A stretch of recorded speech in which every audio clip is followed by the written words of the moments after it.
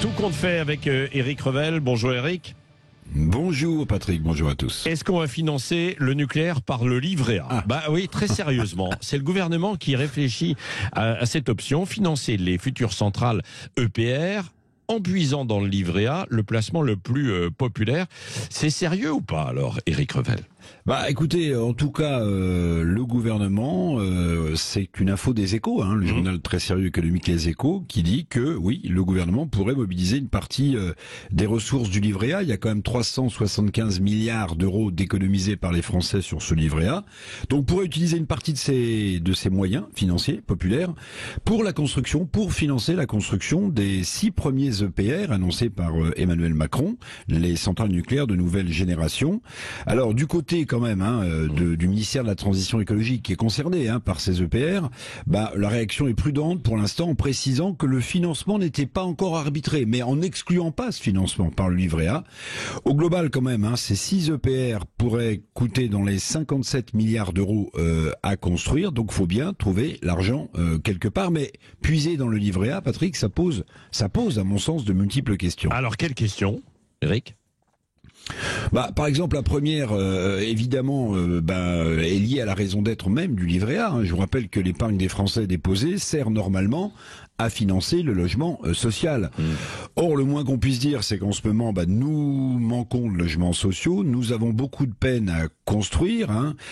Beaucoup de promoteurs immobiliers le disent. Donc, la question des moyens financiers puisés sur le livret A pour construire des centrales pose la question de la construction des logements sociaux. Deuxième question, à mon avis, elle est liée à la situation budgétaire inquiétante du pays. Avec 3 000 milliards d'euros de dette, la France ne peut plus se permettre d'emprunter, évidemment avec facilité, d'autant que les taux d'intérêt remontent.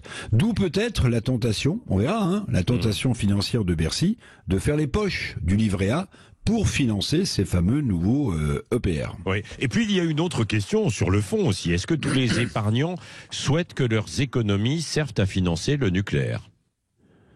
Vous avez raison. C'est une question qu'on peut se poser parce que tous les citoyens ne sont pas forcément pro-nucléaire. Or, il y a 55 millions de Français quand même. Il y a 55 millions en tout cas de comptes livret A ouverts. Donc vous avez raison, ça pose une question de citoyenneté face à la question du nucléaire.